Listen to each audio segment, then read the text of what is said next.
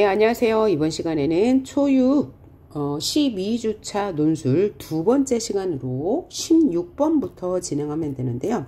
16번 논제가 조선 후기 실학자의 사회개혁론은 두 가지 흐름으로 나누어진다. 제시문 가나를 참고로 해서 개혁 방안의 내용을 살펴보고 이러한 개혁 방안이 정치에 반영되지 못한 까닭을 쓰세요. 그래서 조선 후기 실학의 개혁 내용과 현실에 반영되지 못한 이유를 쓰라고 했네요. 자, 그러면 첫 번째 문단에 나타난 실학의 내용은 무엇인지 봅시다.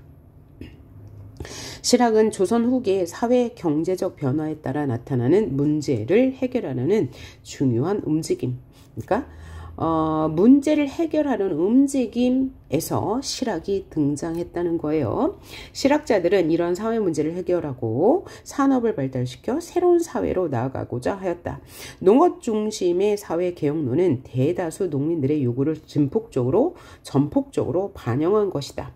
토지 재분배는 지배 세력의 이해관계에 배치되기 때문에, 그러니까 지배계급은 원하지 않았던 거죠. 실현 가능성은 적었어요. 이게 그러니까 실현되지 못한 까닭 뭐야?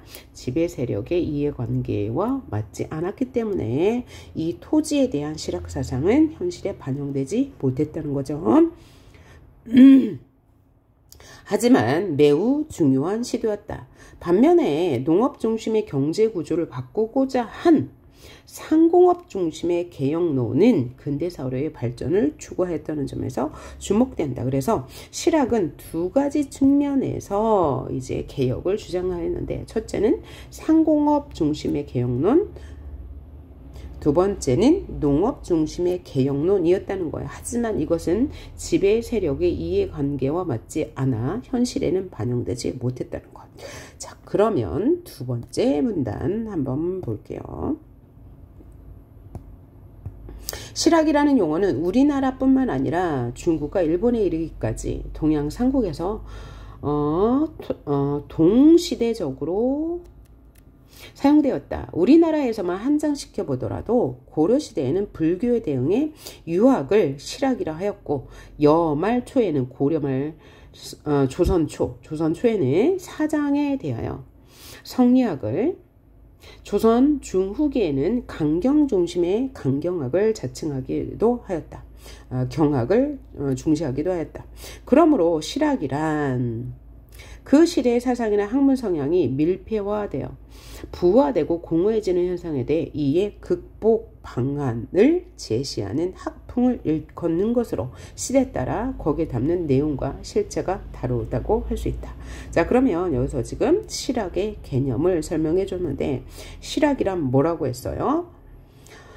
그 시대의 사상이나 학문 성향이 밀폐되어 부화되고, 그러니까 밀폐되어서 실용적으로 쓰이지 못할 때 이에 대한 극복을 위해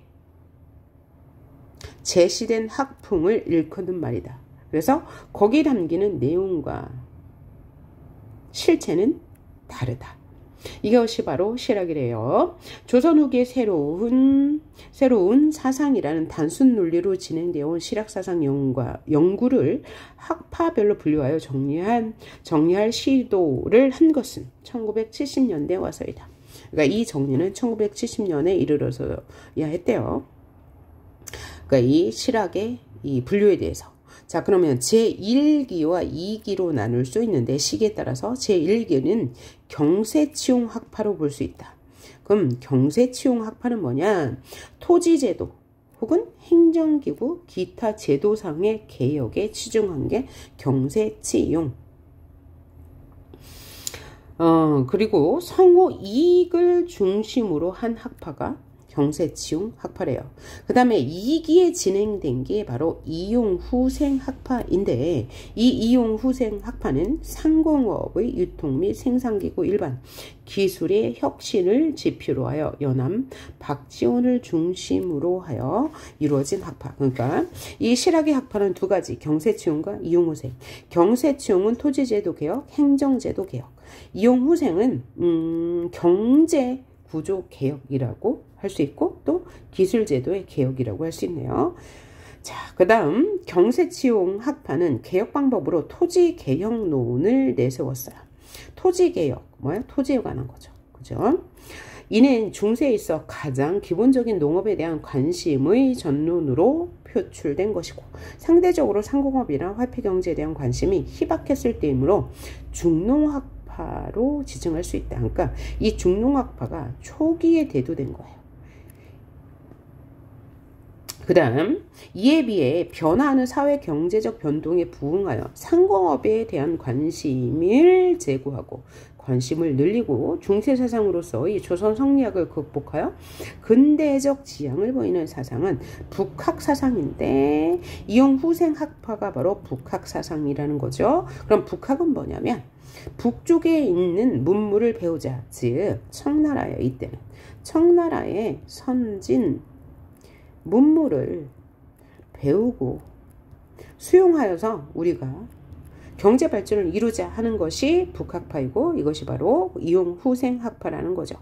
그래서 실사구시 학파가 이에 해당한다. 실사구시 학파에 해당하는, 그러니까 북학 사상에 해당하는 게 첫째가 뭐라고요? 바로 이용후생학파고 둘째가 실사구시학파래요. 그럼 이용후생학파는 물건을 잘 이용하자는 거고, 실사구시는 뭐냐면 실생활에 도움이 되는 것을, 학문, 뭐 여러 가지 제도를 연구하자. 이게 이제 실사구시학파입니다. 그러니까 이용후생과 실사구시는 거의 내용이 일치한다고 보시면 되겠어요. 그래서 이것을 뭐라고요? 중상학파로 부른다. 그럼 얘를 정리해 봅시다. 자, 그러면 이렇게 정리해 볼 수 있을 것 같습니다. 조선 후기 실학자의 사회개혁론의 두 가지 흐름은 중농학파, 중상학파이다. 중농학파는 먼저 이제 대두된 것으로 일기라고 본다. 중농학파는 경세치용학파라고도 하는데, 토지제도 개혁에 주안점을 둔 것으로 이익이 주장한 것이다. 반면 중상학파는 이익이로서 이용후생학파 혹은 실사구시학파라고도 불리고 상공업 중심의 개혁을 말하고 박지원이 중심이 되었다. 이러한 실학의 개혁론이 현실화되지 못한 이유는 지배세력의 이해관계와 배치되었기 때문이다. 자, 그러면 예를 써봅시다. 논제가 조선 후기 실학자의 사회개혁론을 두 가지 흐름으로 나누어 보고 제시문을 참고로 개혁 방안의 내용을 서술한 후에 정시에 반영되지 못한 까닭을 쓰라. 그러면 두 문단으로 쓰면 되겠네요. 조선 후기 실학자의 사회개혁론은 써봅시다. 자, 이렇게 써보면 될 것 같습니다. 조선 후기 실학자의 사회개혁론은 농업 중심의 개혁을 주장한 중농학파와 이보다 나중에 등장한 상공업 중심의 개혁인 중상학파로 나누어 볼 수 있다. 실학이란 당면한 조선 후기의 문제를 해결하여 산업 발달을 토대로 발전을 도모하는 개혁이다. 이에 따라 농민들의 요구를 반영한 토지제도 개혁안은 이익을 중심으로 펼쳐졌다. 그리고 북학 사상을 배경으로 사회 경제적 변화를 모색했던 중상학파는 박지원을 중심으로 일어났다. 이를 이용후생학파 또는 실사구시라 부르기도 한다. 이러한 실학의 움직임은 근대사회로 발전할 계기가 된다는 점에서 개혁이라 할 수 있지만 토지 재분배, 북학사상 등 지배세력의 이해관계와 배치되어 실현되지는 못했다라고 정리하시면 되겠고요. 그 다음 우리가 해야 할 것은 다음 문제 17번부터 보도록 할게요. 다시 어휘 문제 봅시다. 신설, 새로 설비하다, 망명, 어떤 그 위험한 요인 때문에 몸을 외국으로 옮기다, 이런 망명이고요. 도피, 숨다, 도망가다, 재가 다시 결혼하다, 진흥, 발전시키다, 이런 뜻이죠. 자, 그럼 1번. 그러나 청이 개입하면서, 청이 나왔네요. 그러니까 조선 후기의 사회 변동에 대해서예요. 근대 국가 수립과 민족운동의 전개에 대해서 봅시다. 청이 개입하면서 정변은 3일 만에 실패하였다. 여기서 정변은 무슨 정변이냐? 갑신정변을 말합니다. 갑신년에 일어난 정변.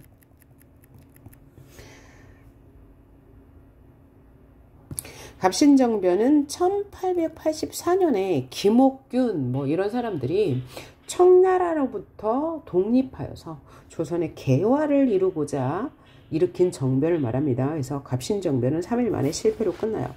그리고 김옥균도 역시 갑신정변에 참여한 사람이죠. 일본으로 망명하였다. 망명이 뭐예요? 몸을 피해 외국으로 옮기다라는 뜻이죠.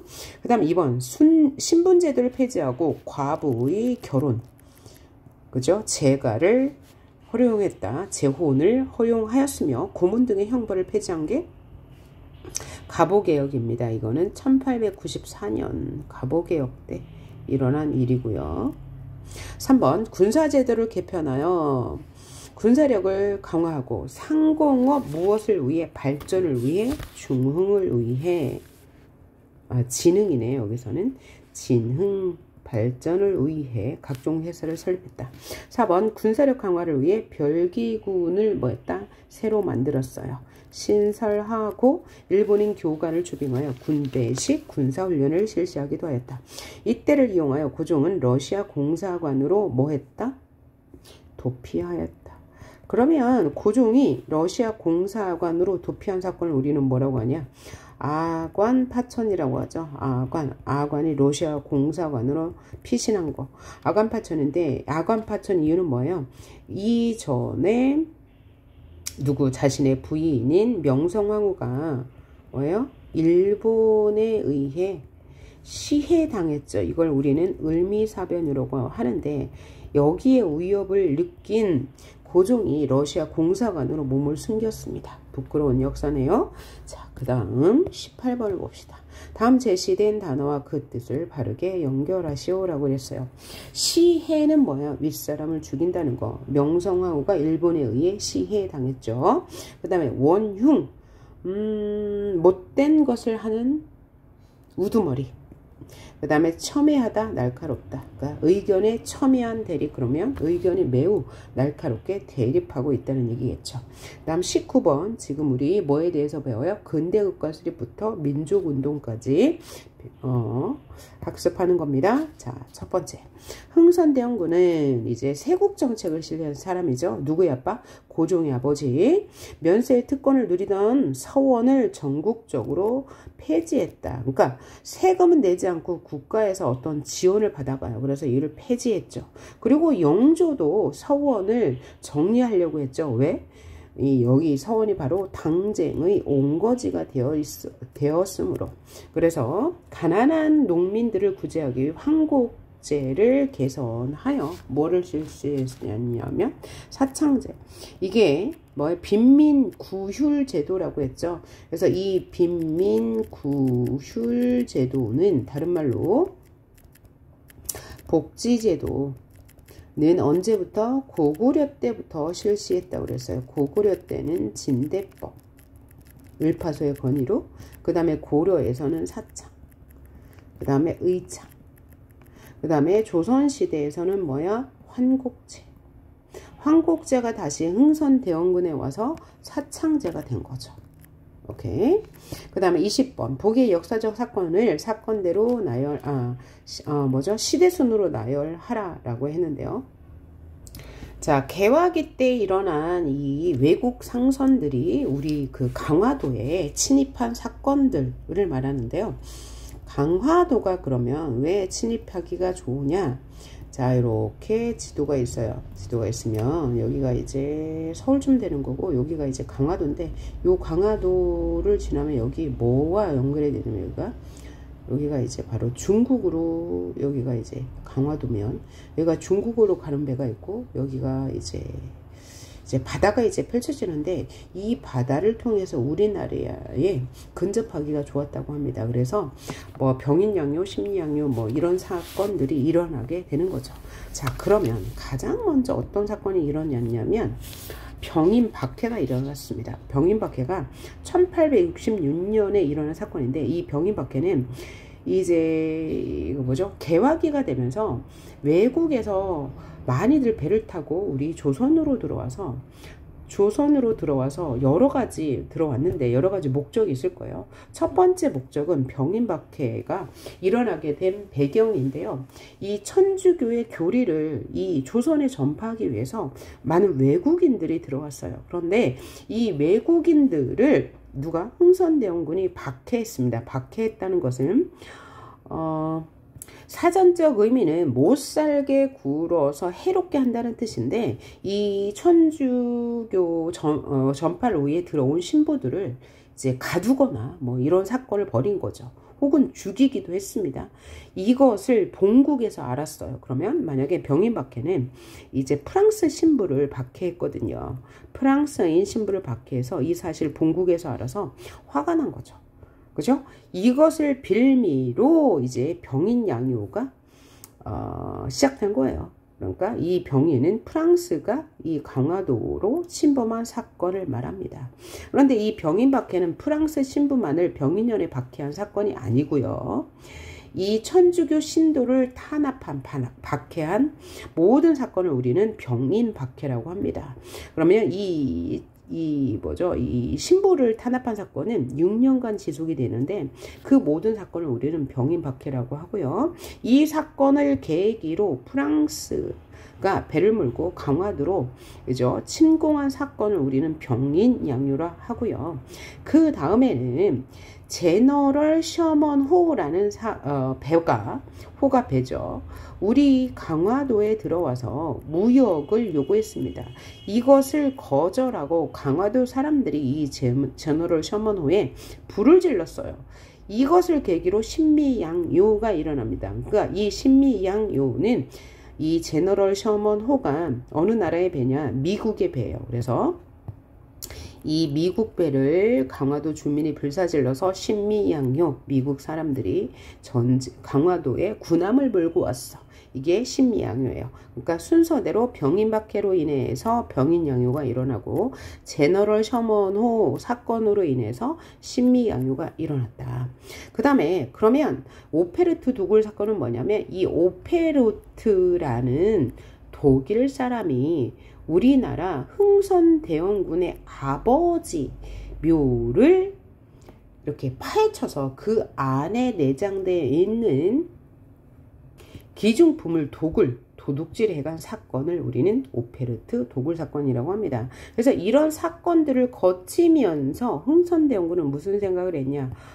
이 서양 사람들 도저히 상대하면 안 되겠어 라고 하면서 무슨 정책을 펼쳐요? 이 사건을 계기로 흥선대원군은 쇄국 정책을 펼치는 거죠. 나라의 문을 걸어 잠그고 누구와도 이제 교육을 하지 않는 정책, 쇄국 정책을 펼치는 계기가 되는 게 이 5가지의 사건이라고 볼 수 있습니다.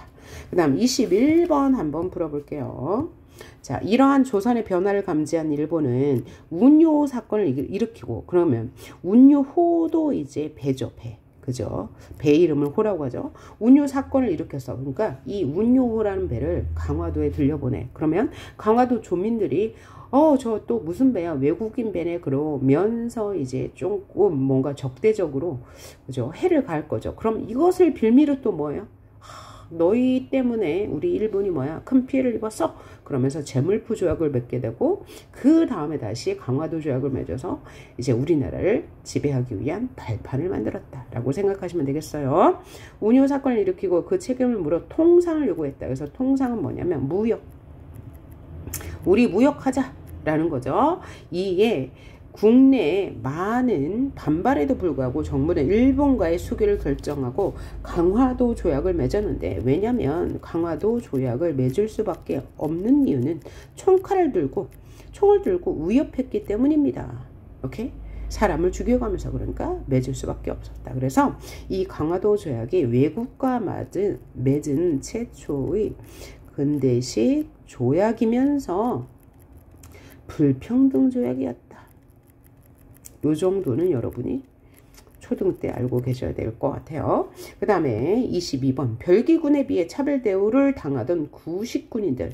그러니까 별기군이 새롭게 창설된 군인이에요. 왜냐하면 이 외국에서 자꾸 강화도로 막 배를 몰고 들어와서 위협해요. 그러니까 이 군대를 새롭게 정비해야 되는데 그때 새롭게 정비한 군대가 바로 별기군인데 이 별기군이 문제가 뭐냐?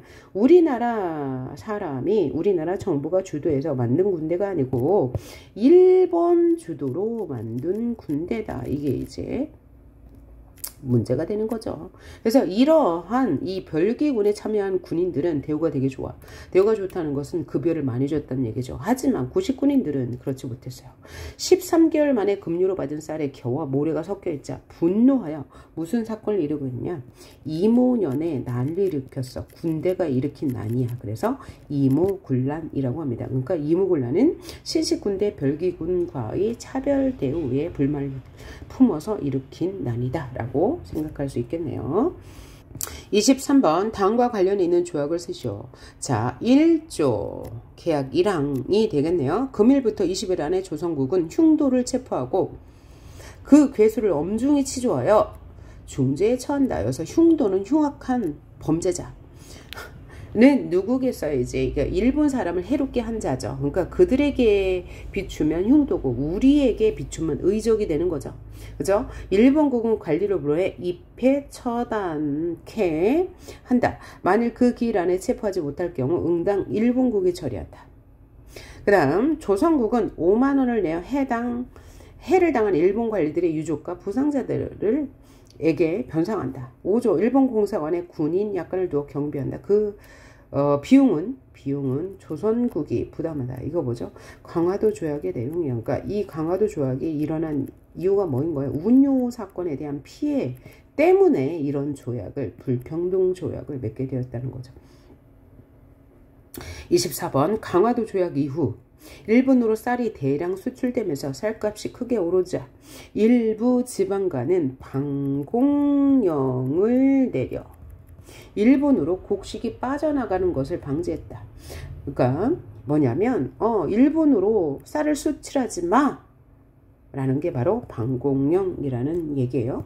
25번 러일 전쟁 이후 일본은 러시아와 일본의 전쟁 1904년에 일어났던 러일 전쟁. 자, 일본은 고종과 정부 대신들을 위협하여 1905년 무엇을 강제로 체결했냐면 을사조약. 이제 강제로 체결한 건데 이 을사조약을 기반으로 이제 뭘 하게 되는 거죠? 우리나라의 주권을 빼앗는 한일 병합조약이 일어나게 되는 거죠. 일제가 1910년대, 20년대, 30년대, 40년대 식민지 통치 정책을 변화시키게 한 요인이 있어요. 그러니까 1910년에 우리 국권이 피탈되어서 한일 병합조약을 맺은 거예요. 그러면 우리나라가 이제 일본에게 빼었어요. 그럼 이때는 굉장히 강압적으로 한국인을 대해요. 이때 통치 체제를 뭐라고 하냐면 무단 통치. 사람들을 일본인들이 총칼을 차고 다니면서 이제 때리고 폭행하고 그 다음에 죽이고 이런 걸 마음대로 했어요. 그러나 1919년에 무엇이 일어났어요? 3.1운동이 일어나서 저 민족, 조선이란 민족 함부로 건드리면 안 되겠네. 그래서 조금 더 부드럽게 통치하는 문화 통치로 바꾸고요. 그 다음에 1930년대 들어서 1937년에 무슨 일이 일어났어요? 전 세계적으로 2차 세계대전이 일어났잖아요. 전 세계적으로. 그래서 2차 세계대전에 주축국으로 참여한 일본이 이 전쟁에 필요한 물자와 이 사람을 공급하기 위해서 그죠? 우리나라 사람을 이용해요. 그래서 징용도 보내고 징병도 사람들을 데려가서 이제 쓰고 하는데 이런 와중에 우리 민족성을 이제 말살시키려는 민족 말살 정책을 실시하는데 우리 정신을 이제 없애고자 하는 거죠. 그죠? 그래서 이제 완전히 황국 신민화 만들려는 거예요. 황국 신민화는 뭐냐면 일본에 충성하는 이 백성들로 만들려는 거죠. 그죠? 자, 그러면 이렇게 1기, 2기, 3기로 변화하게 된 계기를 쓰라 라고 한다면 이 1기로 변화는 뭐냐면,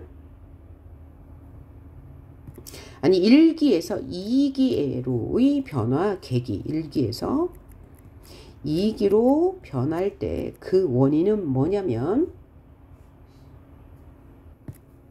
첫 번째 1기에서 2기로 변할 때는 3.1운동의 저항 때문이었고, 그 다음에 2기 20년에서 30년대로 변한 이유는 일본 내 정치 경제의 변화, 그래서 문화 통치로 바뀐 거고요.